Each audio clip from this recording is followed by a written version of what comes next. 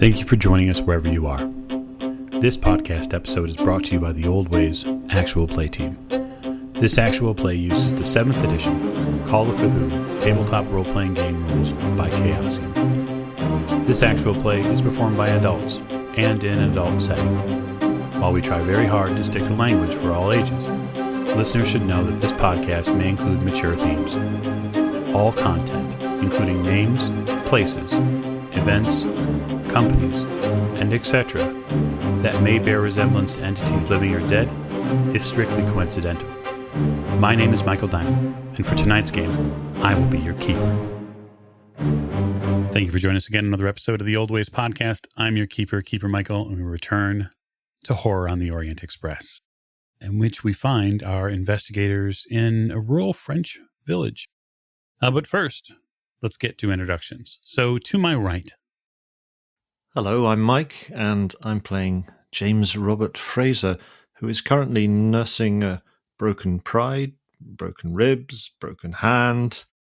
It's all very, very, very bad. Been quite a trip so far to France. Broken mind as well. Yes, indeed. To his right. Hi, I'm Rena, and I play Lady Elisabeth Fitzroy, and I think I've just given myself a hand in this little competition. Oh, boy. And an arm. At the end of the table. Hello, I'm Giles, and I'm playing Simon Griffith, and I'm feeling quite sad that I have crushed Mr. Fraser's hands. Or hand. Mm-hmm. The other one's available. We'll get to it in a little bit. Now we see where his mind's going. Oh, yeah. I've seen your washing on the line. To Simon's right. Hi, I'm Miranda, and I play Maggie Bellinger, and I think I have some photographs that I need to mail back to my Aunt Edith. You know, your Aunt Edith is probably very, very eager to see them. I'm sure she would love to hear from me, yes. Yeah, you bet. Wouldn't we all? And last but most certainly not least. I'm Martin, and I'm playing Richard Courtney, who's currently quite tired after his little journey. It has been a long day of hard work, excavation, and properly placed quips by Mr. Courtney. The train station, the platform in Poissy, is nearly empty at this hour.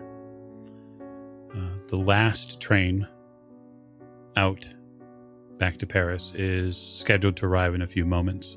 You can even hear through the countryside the churn of the iron machine as it gets closer and closer. Poissy has been an adventure, to say the least. The family, which you did a little digging in their backyard, was more than happy to see you go. Of course, the Christian, Loren, patriarch of the family, did his best to make sure that your hand was at least in one piece before you left. Mr. Fraser, he gives you a bit of medicine that he had there for the next day to tide you over, of course. And he wishes you all well, but he does worry that with the lateness of the hour that you might miss the train if you don't go quickly. Yeah, I'll thank him, and presumably my hand's in a sling at the moment. Being as it did take quite a considerable amount of damage, and I would imagine there's at least one or two broken bones there. Yeah, it certainly feels like it. It feels like a horse jumped on it, but you know better. You know what caused it, and the throb in that left hand goes all the way up the arm and into your shoulder. You're just doing your best to keep it together. I shall no doubt do a little self-medication tonight with a bottle of Glenmorangie. As the train arrives at the platform, you see that the meager staff, by comparison, get a few things out and get the train prepared to cycle back out and to Paris. And they accept your tickets and put you into a coach on the train that's reasonable. Again, it's not as well appointed, of course, as the Orient Express, but it does seem that you will have most of the car to yourselves. Maggie, when you get on the train, I suppose before you get on the train, we should sort something out. The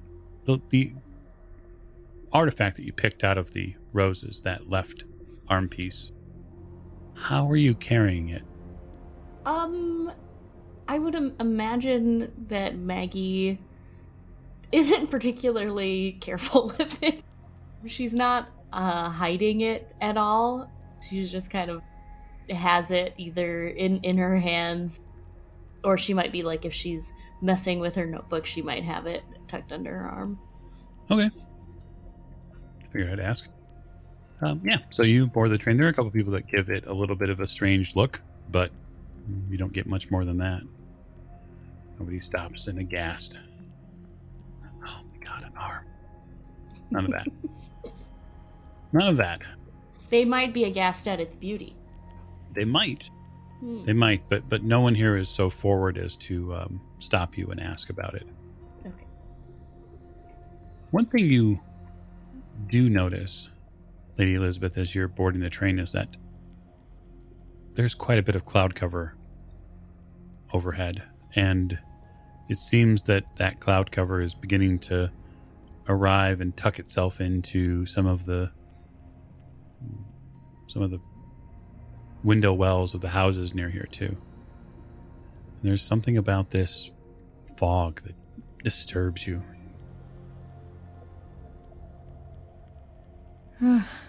I don't like this. Sooner we're out of here, the better. A couple more passengers get on near the front, and after that the platform is empty. The conductor announces that the train will be underway shortly, and within a minute or so it begins to pull out of Poissy back towards Paris. Michael, what time approximately is this again? I would say that this is evening, so let's say it's a roughly 7 p.m. at this point. You spent the better part of the afternoon and into the evening digging. Well, I dare say, Your Ladyship, when we arrive back in Paris, we'll need to make some arrangements for an evening meal. Mr. Fraser, the first thing we're doing when we get back to Paris is we're getting you to a hospital. Oh, no. I'm fine. It's just a scratch. You're not fine, Mr. Fraser. I appreciate the stiff upper lip and all that, but the sooner we get that looked at in a professional setting, the better. You don't want to be stuck in Paris after letting things get worse while we have to go on, now do you? No. Well, there's not much can be done for broken fingers. We're going to a hospital, Fraser, and that's that. Yes, Your Ladyship. As you say. Yes, I rather think so. Though we can worry about everything else later. The rest of you don't have to come, of course, but that is definitely our first port of call, so to speak. And very deliberately not looking at Mr. Griffith during this conversation. Okay. Still kind of miffed. Yes, Fraser's he's managed to kind of get himself a seat in the, presumably we're in a kind of a 6-seater compartment or something like that, and he's managed to get himself a seat in the corner if possible, and he's looking very sort of looking like he's feeling very sorry for himself there. You find a place to prop yourself up to give your arm a bit of a rest, so that way the hand throbs a little less. Yeah, I dare say the doctor has probably told me to keep it elevated and that kind of thing. Yes. It feels very unnatural for him, and he's rather uncomfortable with being incapacitated in this way. The train moves along, back out of Poissy and back into the French countryside. If it weren't for the overcast skies, you'd say it was a beautiful night for a train ride. But there's a dull gray here that's been cast like a blanket over the French fields. Some of the trailing snow still sits. What look like wounded branches and sparse trees.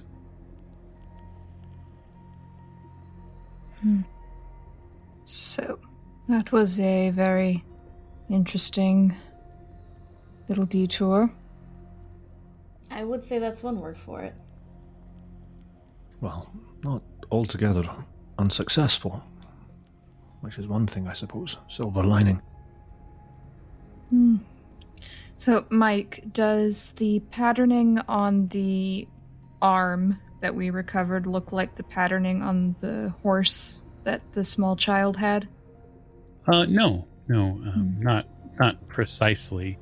You would say that the pattern on the horse that the small child had is a bit somewhat similar, but the fascinating thing about the arm piece is that it does have these big, beautiful, artistic accentuations, but then also within them, there's almost this fascinating miniaturization of that same sort of graphic, that same sort of artistic leaf and flower that has been used to make up the larger images. It's strange, but it's very fascinating to look at. Certainly very interesting. I do hope that whatever bad luck was cursing those grounds, as it seems to be, has gone, but I do hope it hasn't attached itself to us. Well, any more than it already has. Glancing at Mr. Fraser's hand. Do you think that more misfortune will surround those who are nearest to the other pieces that we are looking for? Well, it depends, really. I'm not sure if this misfortune or bad luck or whatever you want to call it is attached to the statue or if it's attached to that sort of spirit fog sort of thing that we saw. Sort of malicious spirit or haint, as I believe Mr. Griffith here would call it. Or something similar, or if the fog is attached to the pieces. It's not something I have enough data on to figure out. But it's entirely possible. Any thoughts, Professor? Yes. Would you mind if I took a look at it? Oh, of course. Richard takes the arm and gives it a good sort of once-over, looking for any sort of patterns. Maybe there might be some sort of, I don't know, mathematical model kind of thing, you know, like maybe a fractal or something that's drawn onto it, or something like that, or maybe, yeah, maybe it's not weighted properly. Does it feel evenly weighted? He's just looking for anything odd, really. It's a bit mystifying, to be honest, Professor. This shouldn't weigh as little as it does. I mean, if the material is what you think it is, there's almost a metal hardness to it. But the piece itself can't weigh but half what it should. It's a fantastic mold of whatever it was made out of, just from the artistry, but it's definitely been created by some profound purpose, or at least a method, for that matter. Maggie, as Richard is examining the arm, she'll get out her camera and snap a little impromptu photo, because it will probably look really good in the book that I'm going to write about our adventure. Okay. Oh, would you like me to hold that at a different angle? Oh, no, that's fine. Sometimes candid photos that catch you in the moment are more likely to bring the reader in. Sort of a real life thing. Yes, exactly. Not all photos need to be posed. Well, indeed. Sometimes life can be more interesting, I suppose. James is kind of sitting, watching the two of you looking at this arm and photographing it and giggling a little bit, maybe. And he's just kind of got a look of slight incredulity on his face, and he just kind of shakes his head and looks down. Unbelievable.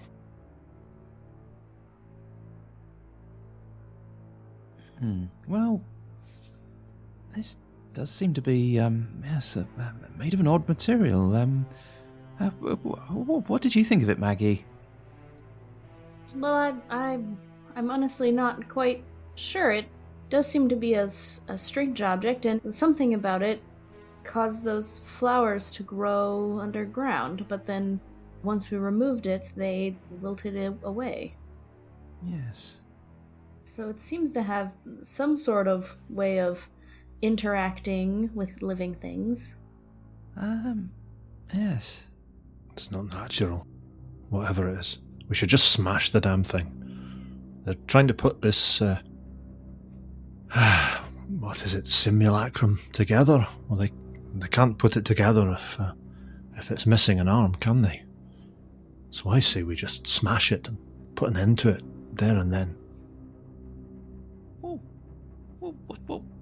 What is this? I mean, everything you don't understand. You seem to want to smash my device the professor gave me. The item that could lead to incalculable research. What our whole purpose on this mission is to destroy the simulacrum. Are you saying that you're wanting to deviate from that? Do you think you can put it together and use it somehow? No, not for the betterment of mankind, perhaps? Not at it's all. Misguided fools like you that got the bloody war going. Oh, what nonsense! No, we were told the only way to destroy the statue is in its original. We were told. Have you tried putting a hammer to it? Well, maybe if we do that, we won't be able to destroy it as the professor intended. What? We destroy it, and that means we're not able to destroy it. Have you heard yourself, man? You're talking gibberish. It's not gibberish. I mean, these things may reform over time. I mean, you saw the flowers, and how do you explain that? Mr. Fraser, there's one thing to what the professor is saying. I think we have to assemble the whole thing. But Professor, Mr. Fraser's right too. Our point is to destroy this. We are not keeping this intact to see what great beneficence it can provide mankind. Because if it's inflicting pain on left arms of people in its vicinity, think of what the whole thing will do put together. It doesn't sound like a happy thing. They were not my words. I didn't suggest that we do anything with this. I was simply stating that Mr. Fraser here wanted to destroy the device, this wonderful object. Wonderful. It's not a wonderful object. We are going to assemble this, and we are going to destroy this, and make sure it does not bother mankind again. And that ungodly contraption that attached itself to her ladyship's face is not wonderful either, no matter what you say. Your scientific explanations for everything, your research and your reasoning has blinded you. It's blinded you to the potential harm that these things can cause. Well, It's not all about working everything out. It's not all about trying things and seeing what happens. It's not all about experimentation. There's danger here, man. And you need to be aware of that, and you need to take appropriate precautions and not just blunder about into things that you don't understand. But you cannot hide your head under in the sand and sweep these things under a rug. Aye, and you can't stick it over the parapet either in case it gets blown off. It is far better to understand something and then you know what you're doing with it. Otherwise, you can't understand a damn thing if you're dead, man. Well, Gentlemen, I hardly think this is an appropriate time to be having this sort of discussion when obviously we are all exhausted, injured in some degree or other, and tensions are running a little bit high. I suggest we speak on other subjects for the moment until we are in a better shape to have a civil discussion like the gentlefolks that we are. Looking around at everybody in turn imperiously.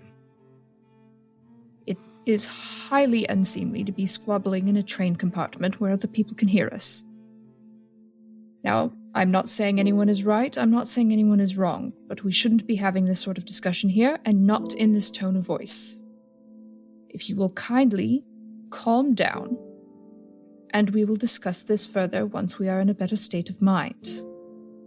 And just sit straight backed in my seat. Fraser just looks down and like a naughty schoolboy who's been reprimanded by the head teacher. Okay. Is anyone else doing anything before they return to Paris? Nope. Okay. Well, then the group returns to Paris a few hours later. It's dark.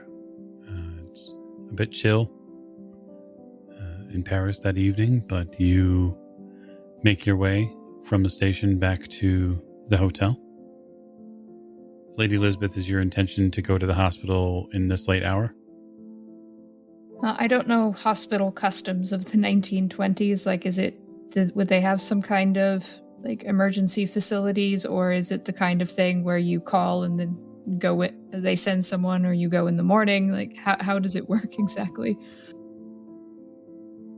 I would imagine that the hospital would be able to intake anyone at any hour, for that matter. Mm-hmm. They would have staff there at any time, mm-hmm. just because there will be patients 24 hours a day. All right, so that is my intention. Then I would ask at the front desk the nearest decent hospital, and then have them call a taxi for me and Mr. Fraser.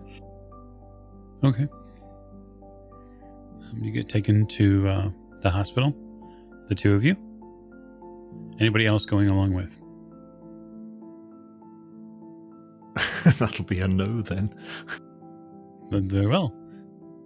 Then the two of you go off to the hospital. In fairly short order, the hospital is able to do a lot of the similar things that Christian Loren did, which is investigate to see the exact damage of the hand, tell you that they're terribly sorry, that there's not a whole lot they can do for it, but they do try to go in and see how bad the long-term damage of the hand will be. And for the most part, you get a fairly decent bill of future health, the doctor there says. He's willing to go out and say that if you're steady with it for a little while, that you look like you're a fairly fit gentleman, and you should be able to recover as long as there's no excess labor done. Yeah, so I guess they're checking to see if there's any damage done. I mean, presumably they can take an X-ray of it. Is that possible to see what bones are broken, and if there's any damage to sort of the tendons and the ligaments and that kind of thing? It doesn't look like there's any ligament or tendon damage with the hit, but it does look like part of that second and third finger, and then the second knuckle is what took most of the damage. So they're concerned that you might not be able to make a full fist with that hand unless you're careful about it healing. Well, I dare say I'll have to avoid the pugilism for the time being then, eh? Yes. The doctors encourage you to try to avoid any fist fights. And presumably they'll strap it all up fairly securely. They will. They'll actually make a medicine roll, even though the Lorenz did one. They're going to do one anyway, just because it's the way they would do things. Sure. Just don't fumble it. Please don't fumble it. I love when I go to the doctor and they make a medicine. Right. Please don't fumble it. Make it worse. They have not fumbled, so that's a huge bonus for you. Yeah, the wrap feels a little bit better. They give you a bottle of pills to take. They just say two a day. That's it. One in the morning and one at night. Thank you. And then they tell you if you need anything else to come back. Lady Elisabeth, they settle you with an enormous bill, as is French hospital service. No, I'm kidding. But yeah, you get all of your papers in order from the hospital afterwards. I imagine I just sort of strode in there very imperiously, bossed people about to get him looked at first. Yeah, you do until you meet the head orderly, and she takes no shit. And she's like, I don't care who you are. You're going to sit there and wait. I'm not very good at that. Yeah. Mr. Fraser is very good at that. It probably takes you an hour or so to get cycled through at the hospital. And then by, say 11:30, you're probably walking back into the hotel. on the taxi journey home, Fraser probably hasn't really spoken that much because he's not in the best of moods, and he's also in some considerable amount of pain still. But during the cab ride home, he's going to kind of broach the subject of the situation that arose when they were trying to get that door open. Your ladyship, I don't mean to speak ill of another member of our party, but I wonder, what do we know of Mr. Griffith? What do we really know of him? He's travelling with us, and he's appointed himself as Professor Courtney's bodyguard. The man seems to go where he's bid and do as he's told by Mr. Griffith, and I get this feeling that he's used to giving orders, if you know what I mean. I know that he's here, he's with us, he's travelling with us with an agenda of some kind. An agenda which he doesn't seem to want to speak about. And I'm concerned that he's keeping things from us. The man's got contacts in London and contacts in Paris, powerful contacts as well. And yet he claims just to be a poor, simple miner. Well, I mean, the man doesn't look like any miner I've ever met. Yes, I don't quite buy the poor, simple miner claim either. But I think we all have secrets, Mr. Fraser, and I'm not going to hold one man's secrets against him until they prove dangerous to me or other people. And I don't think they've proven that way yet. Professor Smith obviously trusted him enough to send him along, and he has done a fairly decent job of keeping Professor Courtney out of trouble so far. Did Professor Smith actually know him? This is what I'm wondering. I mean, he was with us at the museum, he was with us at the dinner, but I don't know if Professor Smith actually knew the man at all, or whether he just came along with us and was invited along with us because he was with us. It seems that it seems to me that he's deliberately put himself in the position of being an important member of the party, and I don't quite understand why. Mr. Fraser, I know you don't believe in ghosts and saints, as Mr. Griffith would put it, and all that sort of thing, but with your Christian beliefs, do you have any concept of fate or destiny? Well, I suppose it's a cliche, but I believe that the Lord works in mysterious ways. We can't always see the wood for the trees. Sometimes our paths are... Well, we all have free will.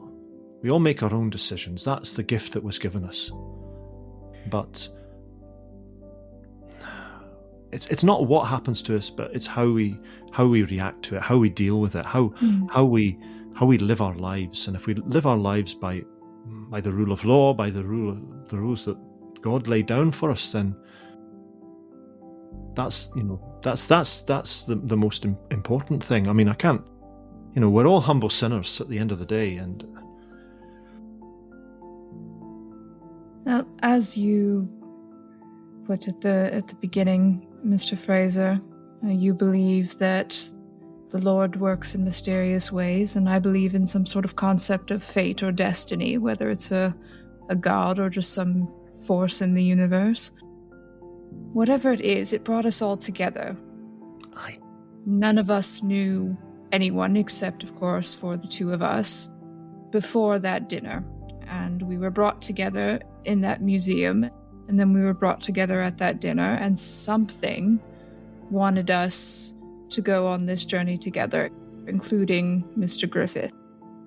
Now, I am understanding of your worries and skepticism. I admit I've shared some of them myself, and I'm not saying I trust him completely, but until he gives me a reason to doubt his sincerity or think that he is a danger to myself or to others in this mission.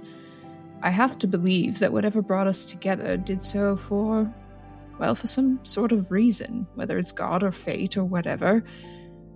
And I think that's where we need to approach things from for the moment. Suspicion and paranoia and all that sort of thing isn't going to help us very much at the moment. We're on a very dangerous path, and we need to be able to work together.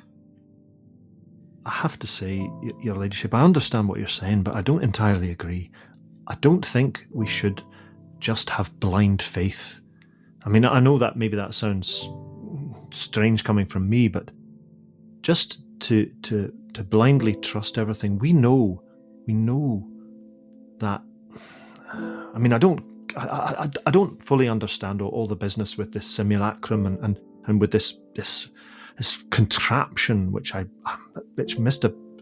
Professor Courtney seems to lay so much trust and faith in, and I've seen it from the outside, and I don't think he fully comprehends exactly how dangerous it can be. I think his kind of enthusiasm and his excitement and the possibilities I think they're blinding him to the danger, and he's not playing it safe.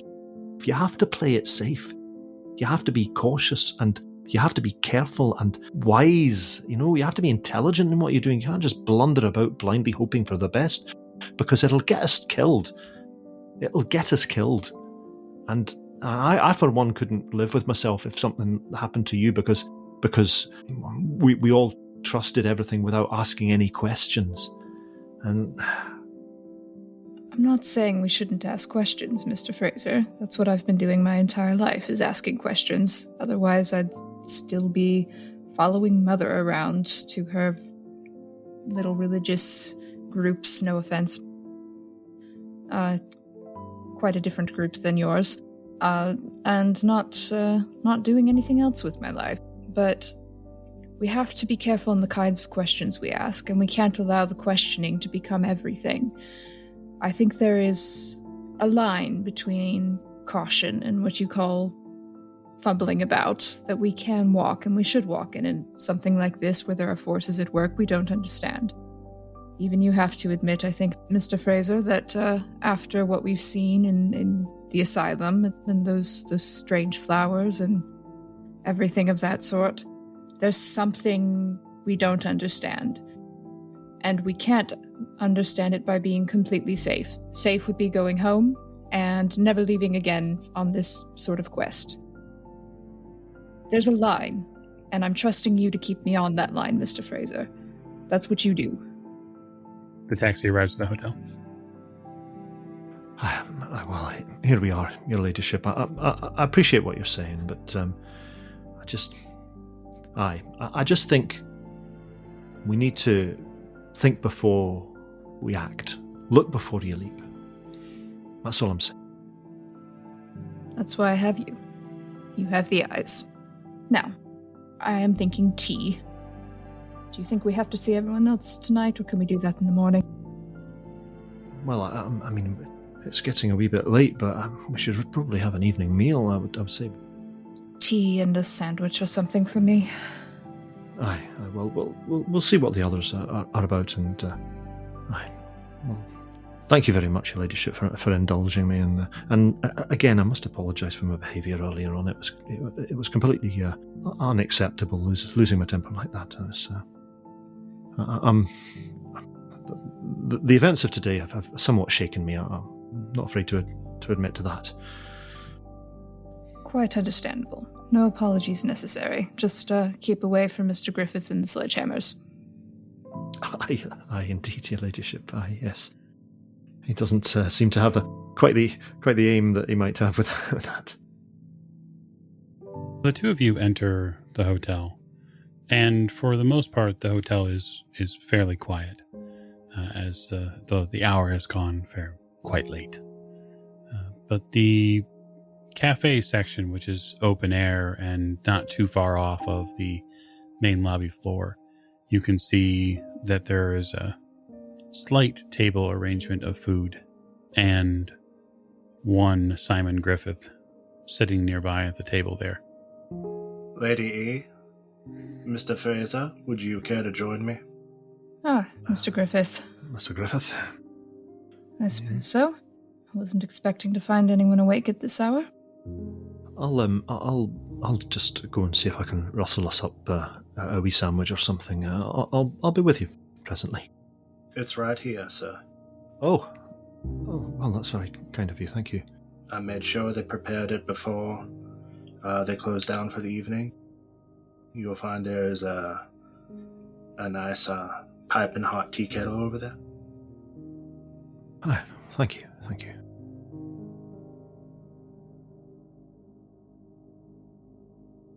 Mr. Fraser, let me know when you're comfortable. Well, I mean, I've got sore ribs. I've got a sore hand. I think it'll be a wee while before I'm comfortable again. I apologize for hitting your hand, sir. Ach, you don't need to apologise for that. That was an accident anybody could have made. Of course, honestly. I need to apologize, sir. I rarely miss my target. Well, I accept your apology in the spirit that it's given, and I thank you for it. Now, speaking to both of you since the kids are upstairs. The kids.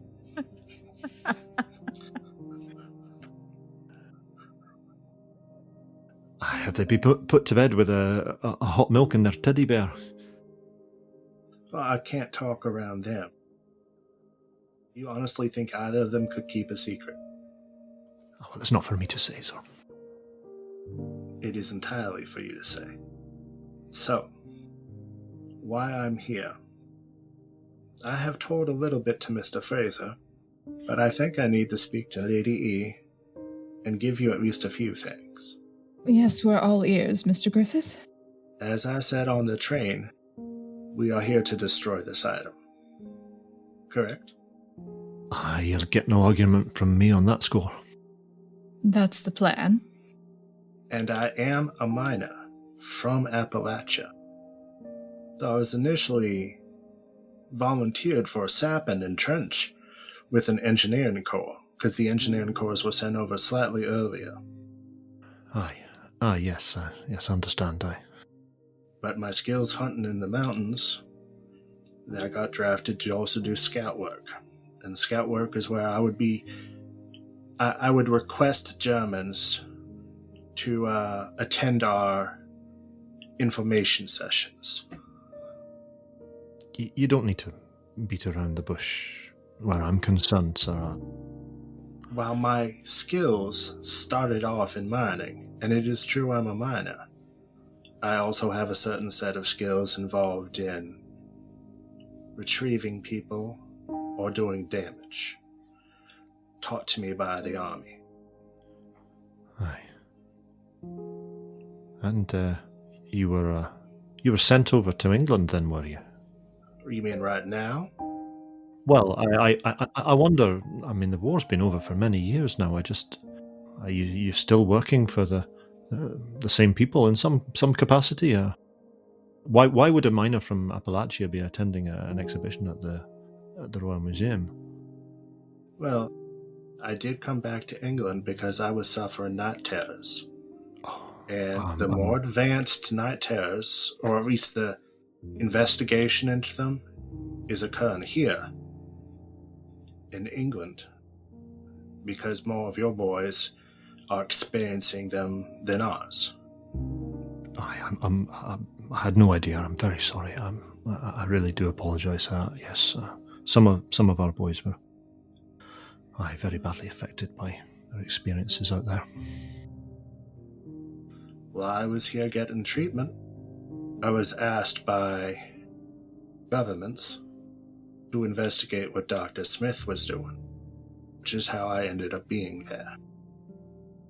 I understand. I've perhaps misjudged you, Mr. Griffith. It's entirely fine. I have not been saying this because a lot of this has to stay quiet. We are crossing many countries' lines. I understand. But I think, for my own part anyway, I think we are travelling together. We have already experienced some danger, and I think if we can't trust each other, then who can we trust? Why do you think I'm telling you this, sir? And, well, for my part, it's just hard for me to say, but I personally feel that your lack of candour with us has led to a little mistrust on my part. Because it was clear to me from, well, more than anything else from our experiences of the last few days, if you catch my drift, that, you have, to coin a phrase, friends in high places, very clearly. You're able to call upon assistance at very short notice.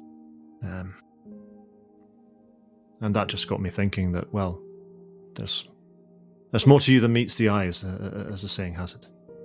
There is. Obviously, that's why I'm telling you this. I'm not going to give you all the details. I can't. I mean, if Lady E wants to step in and say anything either, you should drink some more tea, sir.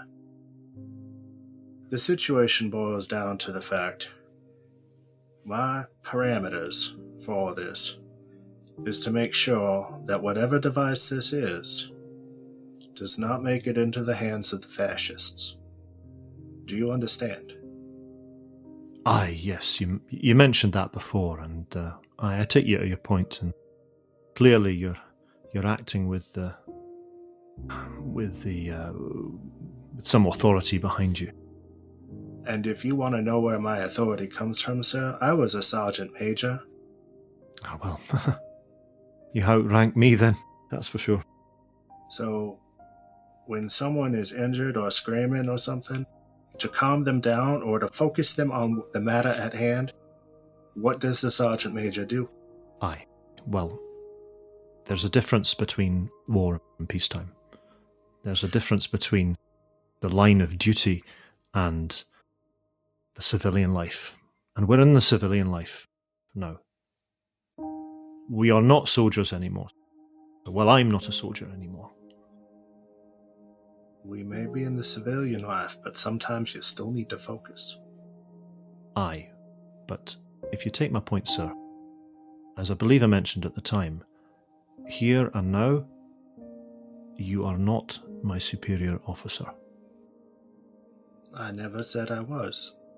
I take orders from one person alone in our company, and that is Lady Elisabeth Fitzroy. I will certainly take advice and guidance from yourself, but let me make this very, very clear.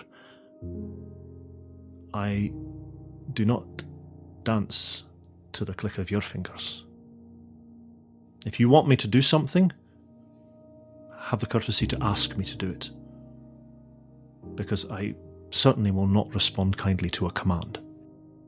Now, I hope you don't take that the wrong way, sir, but that is the blunt and honest truth of the matter. I don't know you well, sir. I've known you a few days, no more. And you've shown yourself very capable, very, what's the right word now? Sorry. Very, very level-headed for the most part in a dangerous situation. But we're not at war here. This is a different life. So please do me the courtesy of speaking to me like a man to a man, and not a commanding officer to a subordinate. Sir, I understand. I will disagree with you on the fact that we're not at war, because we are at war with these fascists. You may not know it yet, but we will be. Well, I folded up my uniform and put it away for the last time many years ago, sir. And my line is very different now. I have had commanding officers, and I have obeyed their orders, sir. Now, I am in the employ of the Lady Elisabeth and I take orders from her. Can say no more. I see. Lady E, do you have anything to say? Well, Mr. Griffith, I do appreciate you being a little more forthright. It does help to know some of your more unique skills come from, I suppose. I would appreciate a calmer tone in the future. I know you're used to ordering people around, but that's not how we do it here. That's my job, actually. Slight smile. And I would prefer we not get into another shouting match or be at each other's throats again. We've got a long journey ahead of us. If everyone can just agree to be civil and speak to each other like civilized human beings outside of an outright war, I would appreciate it greatly. Now, more tea, please. Of course, your ladyship. Allow me. The rest of your dinner, or tea as it were, passes pretty calmly. For too long, though, it gets a little late. Just upstairs from the eatery, Maggie, you and Richard are examining this left arm and all of its intricacies. So I suppose if you're going to do a deep dive that evening while Lady Elisabeth and Mr. Fraser are at the hotel, or while Lady Elisabeth and Mr. Fraser are at the hospital, you have a few hours to play. Richard, I thought you would be best for the job. I know that you've been figuring out that sextant of yours, and I thought that perhaps you could help me learn a little bit more about the arm. There must be something locked away inside it. And you saw how it was able to grow plants underground. I just wonder where that power comes from. There must be some way for us to activate it of some sort. Yes, I've given it some thought, and it's not something I'm immediately familiar with, I must confess. The plants were living, and then they died. This is going to sound a little bit unorthodox, but do you recall seeing any plants? I mean, maybe we could appropriate one from the hall, or downstairs if there's one there, and maybe we can experiment and see what effect it has on it. I was just thinking the same thing, actually. Do we know where there's a plant we can steal? Yeah, there's several plants. So just to make sure you get the right picture of the Bristol here. Mm-hmm. The rooms have windows that view the main street as you would arrive, Yeah. but they also have a pair of windows in back of each of these suite rooms that look down on an internal courtyard. And so there are trimmed hedges and properly sized bushes that would be available. If you wanted to test the arm out on some of these bushes or hedges, you probably could. I'm not sure if we should test it in public. No, I was kind of thinking, are there any pot plants in the corridors or something we could sort of nick and then take back to the room? Yeah, absolutely. Go nick a bunch of plants. If not, we could take a cutting. That's also an idea. Housekeeping comes and Richard's room is filled with dead potted It's a jungle. plants. If we can get a potted plant, Maggie will go find one. Okay. And if not, then she will maybe take a cutting from the courtyard. You step out into the second floor area here where your suite room is, and you can see just down the way there, maybe 15, 20 feet, there's a potted plant there. Looks like you probably picked that up. Maggie will head down and make sure, look both ways, listen to see if she hears anyone, and then snag the plant and walk hurriedly back to Richard's room. Okay. So you go into the hallway, you steal a plant, and go back to Richard's room. Perfect. Oh, Richard, I found this out in the hallway. I hope this will do. Ah, perfect. Well, let's take this arm and... Richard picks up the arm and awkwardly sort of... You can tell that he's wondering whether he could just sort of shove it next to the stem and... Will it grow? It's exactly what Maggie was going to do.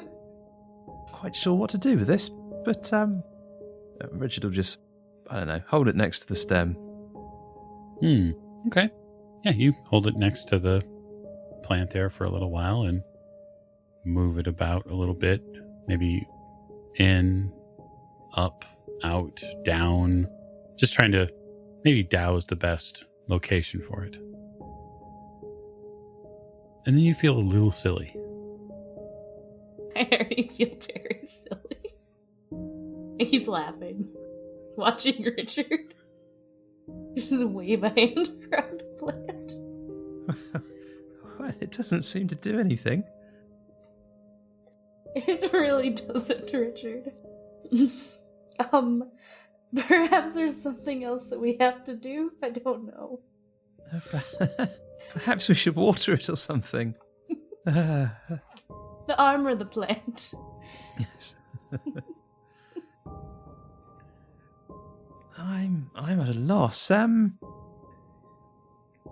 What else was? Do you recall seeing anything else down there, or just the roses and the arm? Maybe we're missing something. Well, there was that strange mist, but I don't think that had to do with the roses or the arm. Well, perhaps it did. But I'm not sure if it had to do with the power of the arm. Are there any words or anything on the arm? No, it's just intricately designed.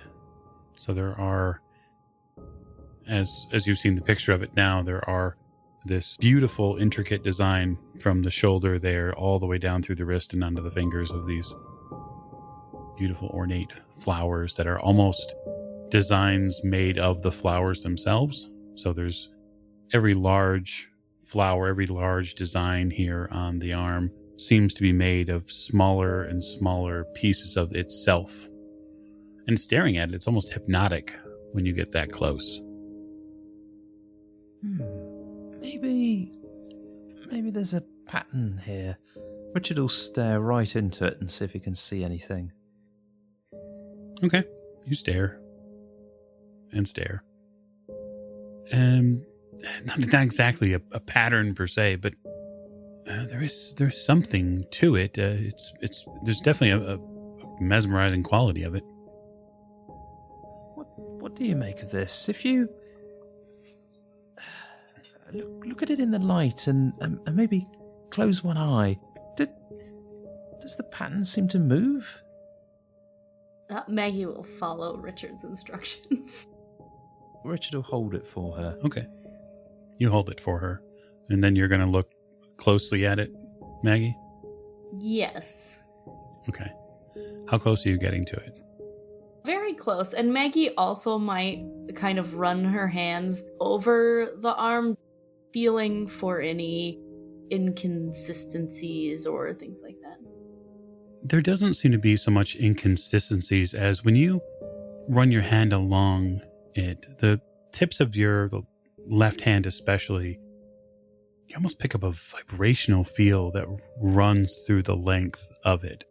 From the base where it starts at the shoulder piece area, down, along and through the elbow, and up to the wrist. It seems as if they've gotten every piece of this down to the veining, just an accurate quality. The design itself runs as if you look at your own arm and you can see where there are just this faint outlines of veins, and the design itself, even though it is made of patterns of its own design, these trace marks run directly along the same path. Richard, it's not as if the pattern is moving. Can you feel it? It feels as though almost the arm itself is vibrating. I hadn't considered touch. Richard will follow Maggie's lead. You run your hand along it, Richard, and you get a completely different feeling from it. And while it is intricate and while it is really well done, you get an especially warm feeling through your fingertips. This arm has gotten a little bit warmer than it was when you touched it on the train. Do you feel that? Would you say that this has got warmer than it was, or is that just my perception? Do I feel the same sensation? You do. Actually, the sensation you get runs all the way up your own arm. Your left arm is burning, especially at the elbow. It feels like you've been playing tennis all. Oh, that's quite strange. My arm, it almost hurts. Well, I wonder if this has something to do with what had happened to the people on the farm. Don't know. You say that your arm is hurting. Yes. Do you mind if I take a look? Oh, yes. It feels as if the heat itself is transferred from that arm to mine. Richard, when you take her arm, it's warm. Like how? If you start at the wrist, how far are you inspecting it? Depending on what Maggie's wearing, sort of up until I don't know, just below the shoulder, just above the elbow, say. I'm not sure what Maggie's wearing, but I'll imagine you have relative free access to her elbow. Yeah, I would probably be wearing something short sleeve. Okay, so you get to about the elbow and then maybe about an inch or so higher than that, and you can feel, Richard, that the tendons in the back of her elbow, they're on fire. Like they've been worked really, really hard. As if she's worked her left arm into a bit of a strain. I think you should put that down. You are rather hot. Oh, yes, of course. And I'll just kind of set the arm down somewhere close by. Richard will gingerly touch the arm to see whether that's reached the same sort of temperature as Maggie's tendons.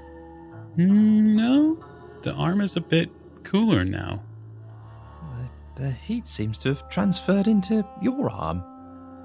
It's very strange. But yes, quite strange. And how does it feel? You said it hurt? Well, yes, it was a burning pain. It doesn't sound like anything good, does it? No, it was almost as if I had overused my arm. Sort of exertion, yes, I see. I have to confess, I've no idea, what it is or what it's doing. I mean, it did nothing to the plant. I felt a very strange sensation, and, your arm is positively burning. Yes, it seems we haven't quite figured out how to harness whatever it is yet. No. No, whether you mentioned it or not, is the arm sort of hollow or solid? The ends appear shut. You wouldn't be able to tell. Its weight is almost as if it is hollow. Can we knock on it? You could if you'd like to. I would like to rap on it with one of my knuckles, just to see if it sounds hollow. Okay. You rap on it a bit. Hard to tell. Hard to tell. It's not so hollow that you pick it up immediately. But if it is hollow, then you might have to maybe hit it with something harder.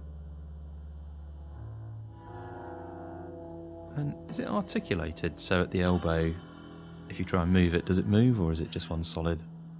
It is a solid piece. Yeah. Maybe we could put it in a bath or something. Maybe water would do something with it. Yes, possibly. Also, I'm with how it made my arm feel. I'm slightly concerned about sleeping with it in the same room, so possibly in the bath is a good choice for that as well. Yes. Oh, should we give it a go? Yes, and do you have something firmer that I could hit it with? I tried to rap on it, and I can't quite tell if it's hollow or solid yet, so possibly something a little bit harder. Oh, I know what I've got. And Richard will pull out a dice, or a pair of dice rather, and hand them to you. A pair of dice. Oh, yes. I was hoping for something like a wrench, Richard, but this will do, I guess. Okay, so you're gonna hand her your dice, Richard. Yes. It's tough to see them out of your hands. What if you need to fidget with something? Well, it's the only tough thing he's got. You have these dice. Mm-hmm. What are they made of, Richard? I'm going to say they're wooden, sort of a nice hard wood, varnished. Yeah, there's a bit of weight to them, Maggie. They're definitely well made. Yeah, I should be able to rap on this thing harder with these than I could with my knuckles. Probably. Yeah, so I will do that. Okay. You rap on it, and when you strike this arm, I assume you're probably looking at the forearm or the hand. Yeah, sure. A large area to hit. Mm-hmm. When you strike it, a lance of pain runs up your arm and into your shoulder, and the dice go flying. You feel like someone stabbed you in the forearm. Oh, no, don't do that. Don't do that, Richard. Don't touch it. What happened? What happened? Don't touch it. Oh my gosh. Is my arm okay? And I'm kind of clutching my arm. It almost feels as something stabbed me. Oh, was it the same place on your arm that you hit that arm? Was it? Yeah. You feel like someone stabbed you with a fork in your forearm. Yeah. It just hurts. It might be the same place, but yes, it... Ah, right, let me have a go. And Richard is going to scurry to pick up the dice, and Richard, no, I don't suggest that. Well, I mean, it's the only way we're going to discover how this works. Well, I don't say I did not warn you. I'm going to just give it a little gentle tap on the hand, and in theory, I should feel a gentle tap or maybe a little bit of a spike on mine. Okay. And that's exactly what he does. You gently tap it on the hand, and you don't feel anything. But, to be fair, when she used the dice to hit the forearm, she hit it a lot harder than that. You're going to have to hit it harder than that. Because I rapped on it lightly with my knuckles. Yes, nothing yet, and Richard will just dunk a little bit harder. Yeah, nothing. And a little bit harder. No, nothing yet. And he's just going to go, well, I say all out, I mean, he's not going to go mad, he's not particularly strong, but he's going to give it a good whack. All right, Maggie, your hand explodes in pain. Nope, Richard, okay, it doesn't hurt you. I'm so terribly Richard, sorry. Stop. It seems to have attached itself to you somehow. Yes, There's a knock on the door. How? Are you all right in there? Is everything okay? Yes, we're fine, thank you. A little accident. Yes, we're fine. Take it easy on the bed. Yeah, but it's not.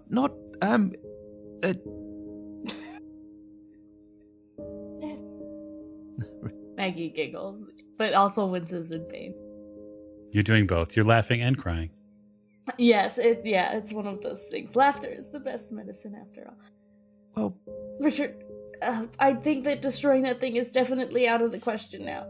yes. I mean, I think we should leave it in here. I don't think you should sleep with it. I think you need to spend some time away from the arm. Maybe it'll somehow detach itself and return to normal. I agree. Yes, I agree. We should definitely spend some time apart. And I... Maybe sleep with it in the other room from you, Richard. Yes, I'll put it far away. I think we should probably try that again in the morning if you can bear it. I mean, we should assess whether it's a permanent effect or something that's just happened this evening. Well, yes, we'll have to see in the morning if it feels any better, and also if it has, as you said, detached itself from me. Yes. Are you okay? It seemed. I'm so terribly sorry. Maggie goes from like clutching her arm to herself, and she'll try to move her elbow and clench and unclench her hand if she's able to. You work your arm a little bit at the elbow, just easing it up and down, and it doesn't feel too terrible. And unclenching and clenching your hand is a bit better after a few minutes. But wow, no, this is not how you were expecting to spend the night.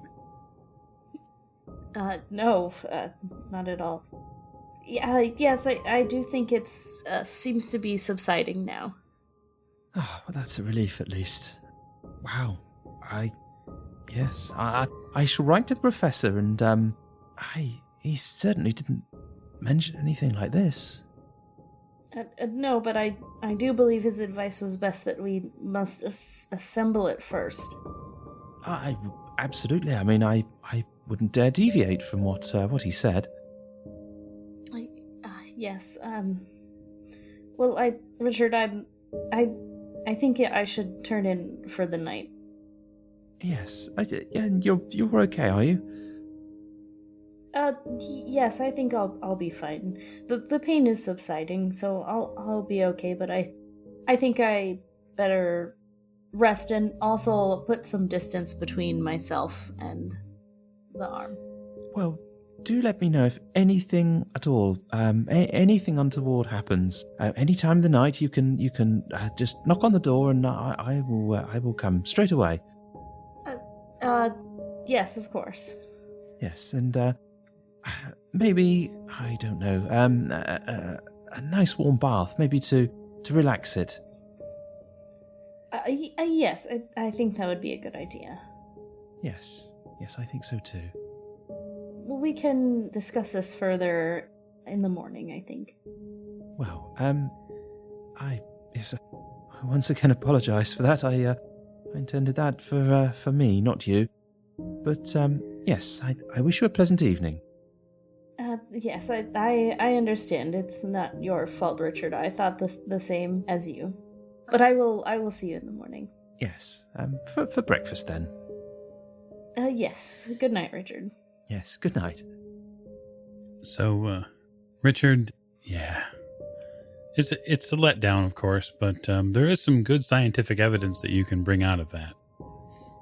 Rather remarkable, actually. So, while it harming Maggie is regrettable, there is now evidence that they are linked in some way. So Richard will set the arm down and start making some notes. A little diagram as to where Maggie struck it, where he struck it, and just record the events of the day. And he'll probably plop it in the bath. Hot water or cold water? Just sort of, I don't know, normal sort of body temperature, there or thereabouts. Not too hot, not too cold. So the evening for the entire investigators winds down. Maggie, you do get some sleep, although you have a dream like you're drowning, or you're underwater or something, and it wakes you 2 or 3 times in the middle of the night. It's very uncomfortable, but by the morning you do see through to a few hours of reasonable sleep. Okay. And the morning brings all sorts of fresh things. The smell of fresh bread, and for some of you, fresh coffee, and a breakfast table with the 5 of you back together again, planning out either what happens next or planning out when you're going to make your train trip for the next stop. Well, I trust everyone had a pleasant evening. Yes, and yourself? Yes, well, efficient hospitals are always nice. Yes. I had quite a terrible night's sleep last night. Oh. Well, I'm sorry to hear that, Miss Mellinger. I must admit I didn't sleep terribly well myself. Oh, I'm sure. I kept having horrible dreams that I was drowning. Richard doesn't say anything, but there's kind of a look of horror on his face. Professor, are you all right there? Did you go down the wrong way? Yes, a little dizzy. It's not been sleeping too well in a bed that isn't mine. Maggie meant to ask Richard the night before if we were going to tell everyone else or not about our late night experimentation, but so she will kind of follow Richard's lead that if he's not saying anything about it, she's not going to say anything about it. Yeah, that's quite funny. I was going to say the same sort of thing. Yeah. Fraser will lean over slightly and say, I take it the item is somewhere secure, yes? Yes, it is. Good. We haven't destroyed it, if that's what you're concerned about. Oh, I just wanted to make sure it wasn't lying out in the open anywhere or anything. Not that I thought it would be, of course. No, we are quite careful with these things. I'm sure you are, sir. So, are we going to progress on, or do we think we have other business to finish up in Paris? I don't know about you, but I'm quite ready to carry on. I think we have a couple things that we still have to do here before we can move on.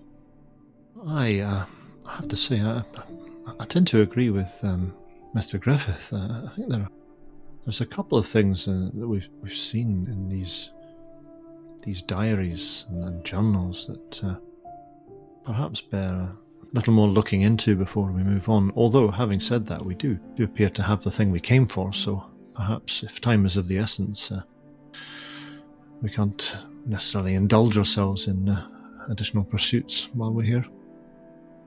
I hear you. I would encourage us to stick only to what's necessary for our mission. I have some sort of strange feeling at the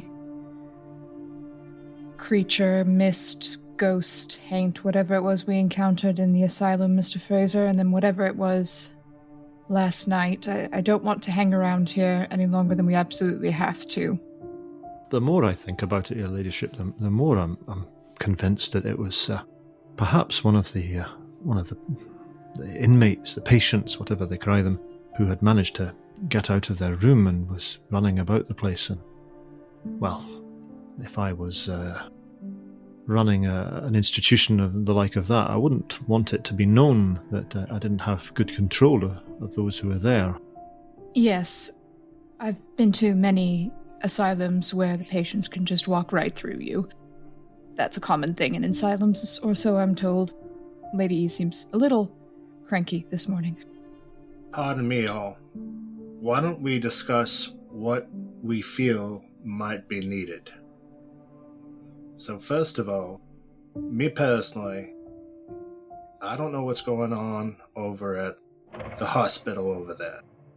We have this box that we've sorted through, and you were assaulted over there, Lady E and Mr. Fraser, by something, whether person or thing, which we don't know, correct? Aye, that's about the height of it, yes. So, we found what we supposedly came for, so let's just say our primary objective is completed, correct? Aye. And what we're looking for is any information regarding those pursuing us or background on this item. So we have this note from an Edgar Wellington who's searching for this thing. This Edgar Wellington with an address may be tied to some other organization also seeking this. It might be a good idea to find out if this is an enemy. 1. 2. At the asylum, the Comte Count was interred at this asylum, correct? Yes, we believe so. Do we have the Comte's file? Is that still available from the asylum? Specifically, his file, knowing when he died or not or what so. Because you're claiming he's a ghost. Well, the last time I checked, everyone from around the age of the revolution is dead, more or less. But what information do we have regarding this Comte and his stay? Can we get more information specifically on that would be useful? Do we know which cell he was kept in? I mean, I wouldn't care about all this background information if you weren't claiming to possibly be assaulted by the Comte, whether alive or dead.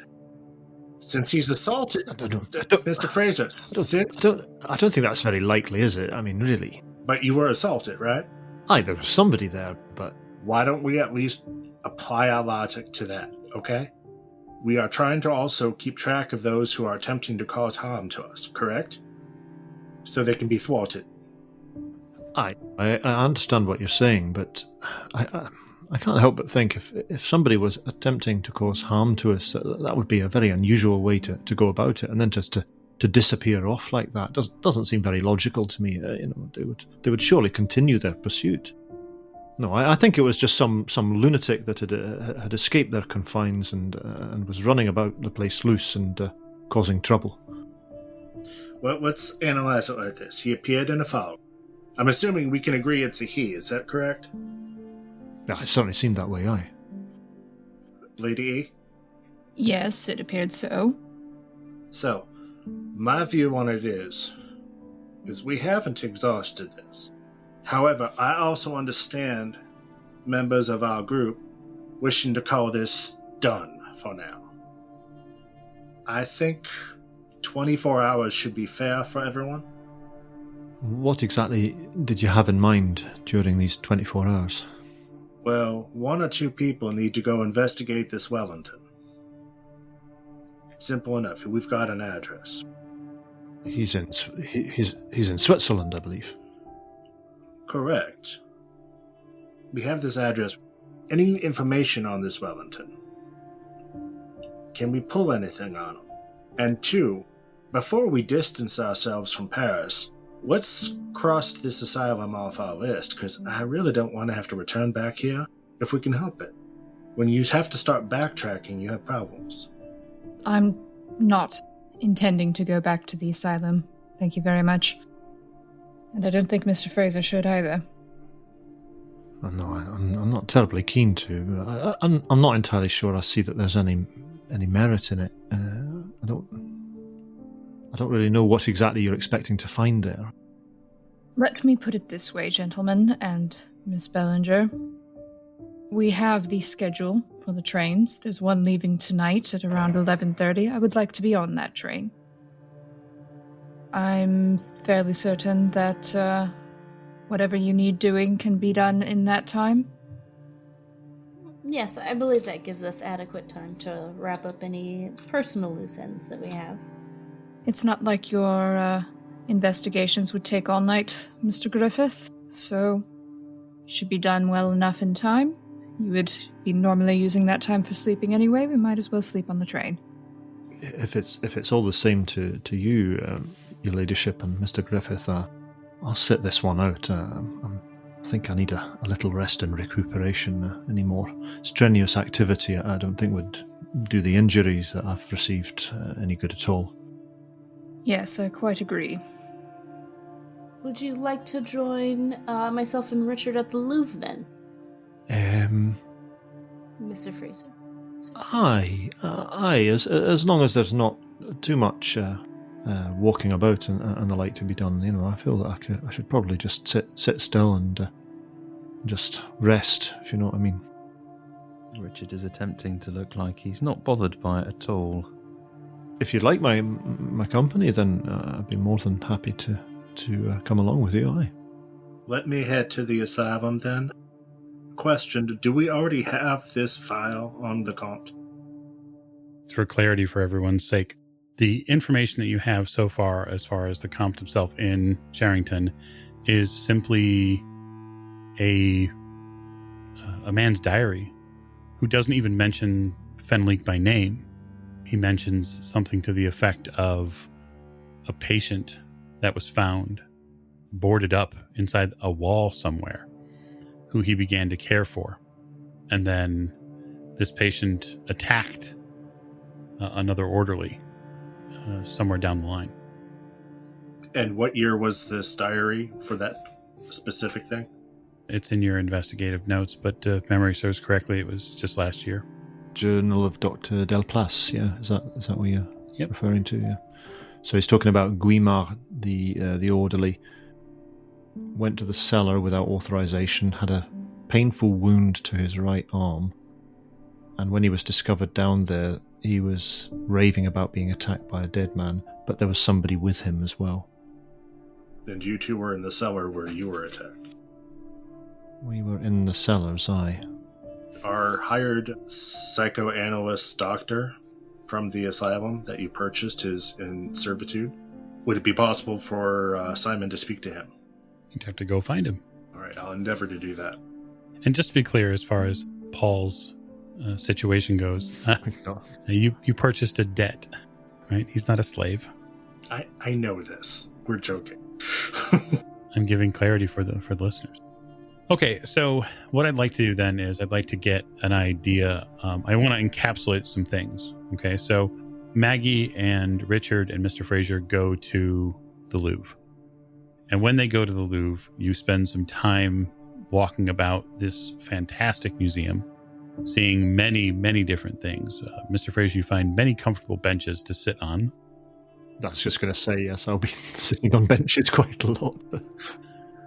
While the two, younger, adventurous types walk about the museum and see all the wonderful things, Mr. Griffith, you pursue a couple of different avenues, right? You try to get some information on anything you might be able to pick up on the comp, even going back to some of the places that you've been before, knowing that the clock is now running. So if you'd like to make a library use roll, you can for any type of research.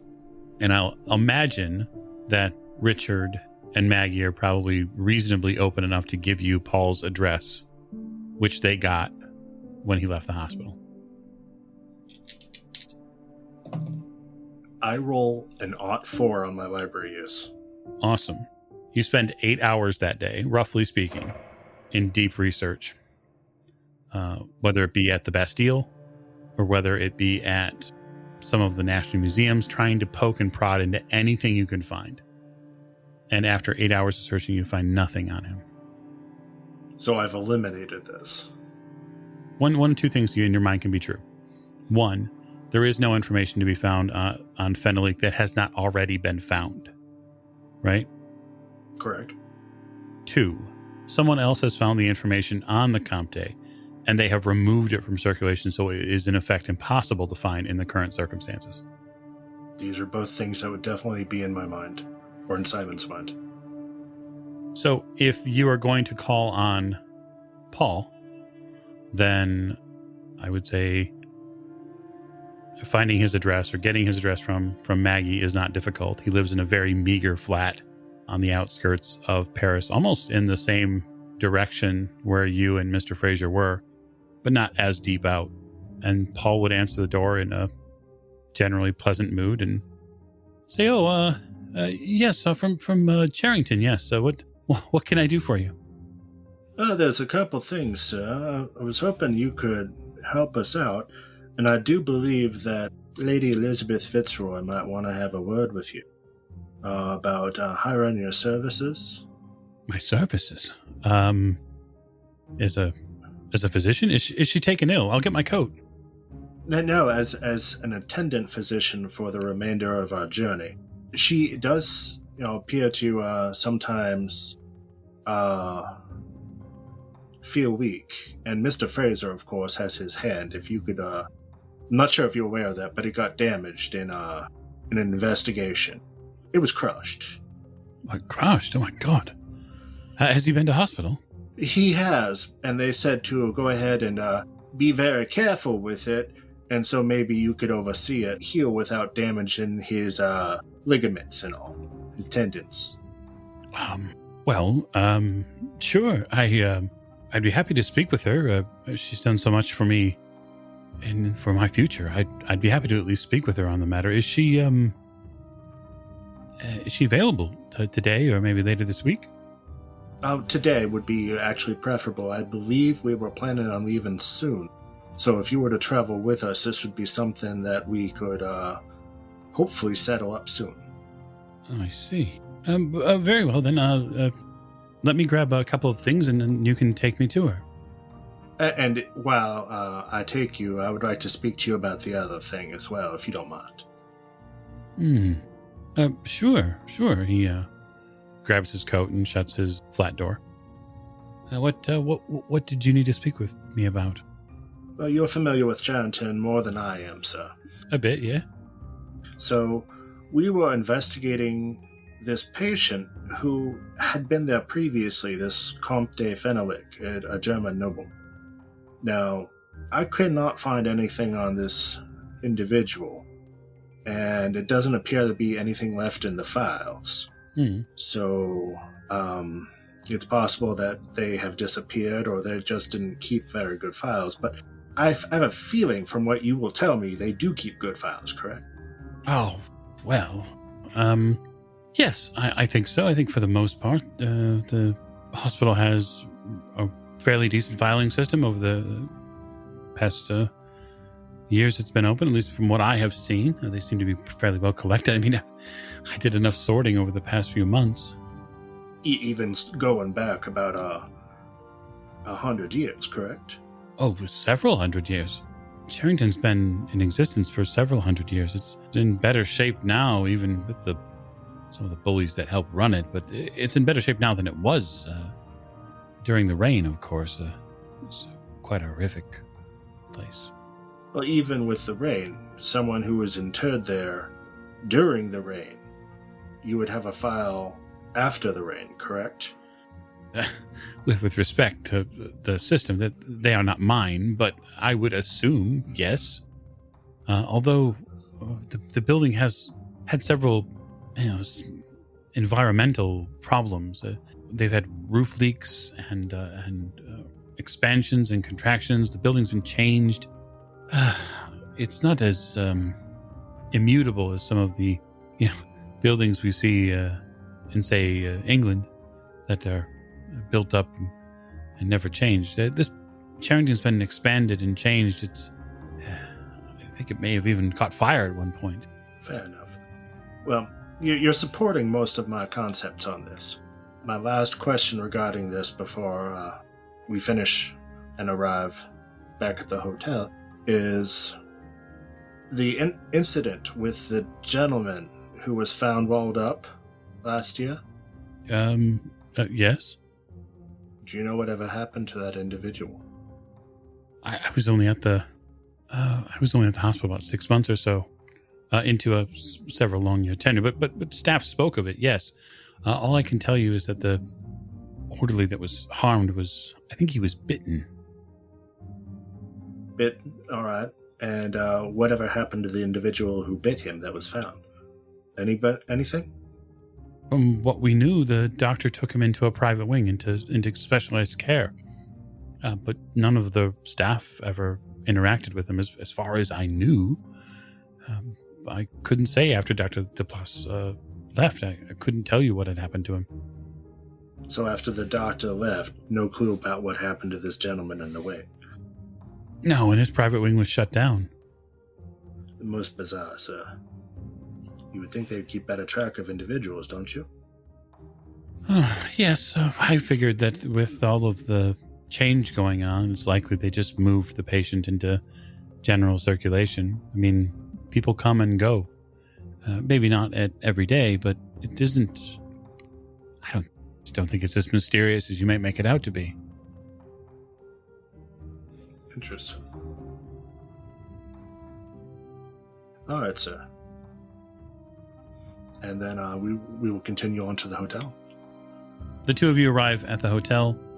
Lady Elisabeth, you're taking a bit in of fresh air, having had some hours away from both Mr. Fraser and Maggie and Richard. And you've spent the morning in contemplation and perhaps a bit of reading. Silence. Blessed, blessed silence. And you see, coming through the Bristol doors, you see Paul. And you also see Simon. Seems to have recovered Paul from somewhere in Paris. Ah, Paul. Pleasure to see you this morning. My lady, thank you. He does a very strange bow. You have no idea what he's doing. She tries very hard to keep from chuckling. No, that's not necessary. Please have a seat. Oh, thank you. Are you well? He sets his doctor bag down. A little tired today. I think perhaps I've overexerted. She's wearing a brace on her left wrist this morning. Yes, other than that, it's all right, I suppose. So, Mr. Griffith said you wanted to talk to me about something. Perhaps there's some journey that you all are on? Well, yes. You see, we're taking a rather long trip around Europe on the Orient Express. And, I've had some health issues recently. And she taps her cane lightly on the ground. And as you know, my attendant, Mr. Fraser, has recently damaged a few bones. So I was wondering if you're not busy with studies or the things at the moment, if you would like a job. Oh, wow, that's an extremely interesting offer. I mean, the Orient Express is it's legendary here. I've seen it pull into Paris on numerous occasions. How far are you planning on going? Oh, all the way to Istanbul, or is it Constantinople? Can't tell one of these days. It's Constantinople. Although I've heard that they're trying to change the name of the city. Yes, but that's none of our business. No, not at all. It's hopefully won't be super long, maybe a month or so, coming all the way back. But if you're interested, you've did good work with helping Mr. Fraser the other day, and you seem like a bright young man. And if you'd like to see the world a little bit and get some experience in. Yes, no, I think it could do my education well. Of course, but before I return to continue my studies. But yes, no, I'd love to go. When were you thinking of leaving? Well, tonight, actually. The 11:30 train. Oh. She just sort of smiles. He seems a little taken aback by the promptness of it, but he kind of straightens up and says, well, 11:30. I admit I don't have a ticket. So... Don't worry. We'll arrange that for you. Oh, well, this is very kind of you. So let me go back to my apartment and I'll collect my things and then meet you on the platform then, 11:30? Yes, excellent. And tomorrow while we're on the train, we can have a chat about some of my needs. You'll need to know about that. But for now, just focus on a bit of adventure. I recommend being there at 11, so be safe. He picks up his doctor bag and nods at you, Simon, and gives you a pleasant smile, Lady Elisabeth, and then heads out the hotel doors. Oh dear, I hope he doesn't get murdered before he gets to the train. And on that note, we will bring this episode to a close. So thank you for listening. We hope you are enjoying this episode and all the Orient Express episodes as much as we are, and we will look forward to seeing you on the next recording.